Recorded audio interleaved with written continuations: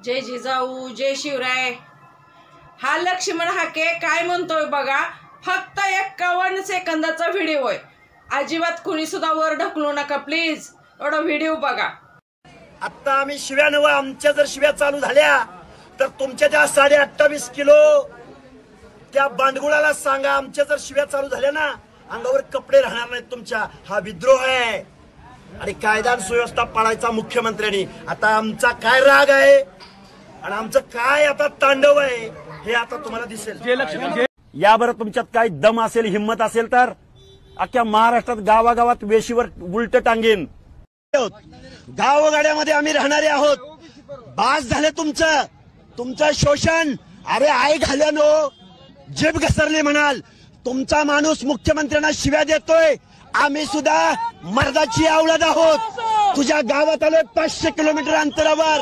हे जरी तुझ्या दम असेल तर ये। माझा आता मुख्यमंत्र्याला प्रश्न आहे। माननीय मुख्यमंत्री साहेब, हा लक्ष्या मराठ्यांच्या लेकीवर बोलतोय, दांडकेची भाषा करतोय, कोयतेची भाषा करतोय, भाल्याची भाषा करतोय, डायरेक्ट आईवर नशिव्या देतोय आणि तुम्ही त्याला पोलीस प्रोटेक्शन देऊन जास्तीचं बळ देऊन मराठीच्या अंगावर सोडलं का? हा म्हणतोय की कायदा सुव्यवस्था मुख्यमंत्र्यांनी पाळायचा। आम्हाला माहित नाही म्हणतोय। तर माझा प्रश्न आहे फडणवीस साहेब तुम्हाला, हा लक्ष्मण हाके तुमचा जावई आहे का?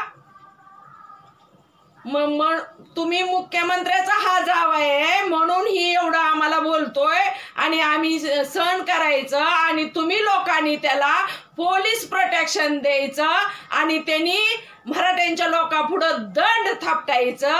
तो दंड थापटतो, काही तोंडाला येईल ती बोलतो, पिसाळं कुत्र म्हणतो जरांगे पाटलाला, ती नवण्या वाघमारे तरी निजामाची औलाद म्हणतो आणि तुम्ही त्याला पोलीस प्रोटेक्शन देता।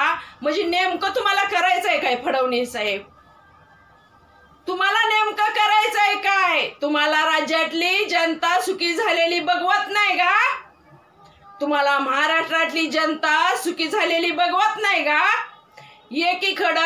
एकीकडं अतिवृष्टीचं संकट शेतकऱ्यावर कोसळलेलं असताना दुसरीकडे ही लक्ष असली वाईट वक्तव्य करतो आणि दंगली भडकवण्याचा प्रयत्न करतो आणि तुम्ही त्याला पोलीस प्रोटेक्शन देऊन जास्तीचं बळ देता।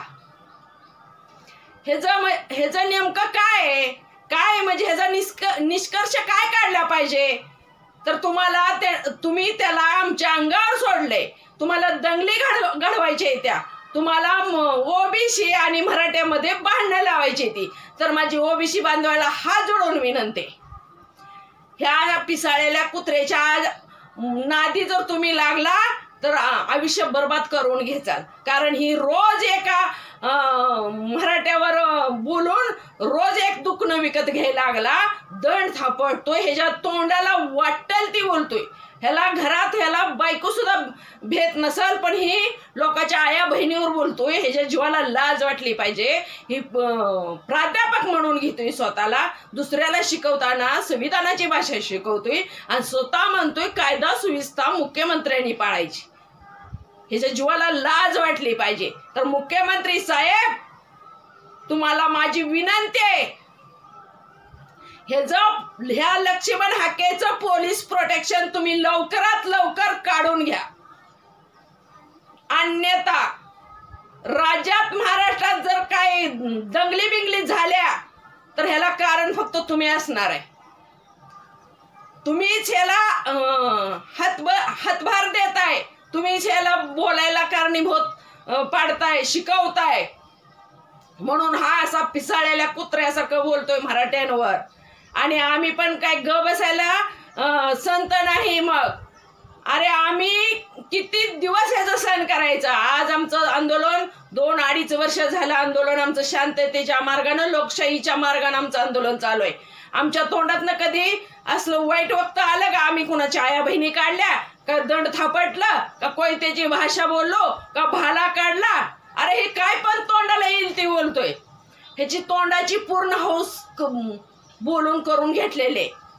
तर फडणवीस साहेब आमची तुम्हाला हात जोडून विनंती आहे, ह्याचं लक्ष्मण हाकेचं पोलीस प्रोटेक्शन काढून घ्या.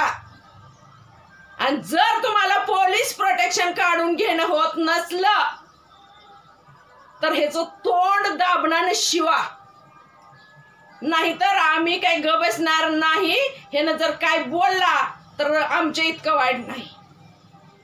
ह्याला जबाबदार फडणवीस साहेब तुम्ही असणार आहे, कारण तुम्ही लोकांनी ह्याला पोलीस प्रोटेक्शन दिलेलं आहे.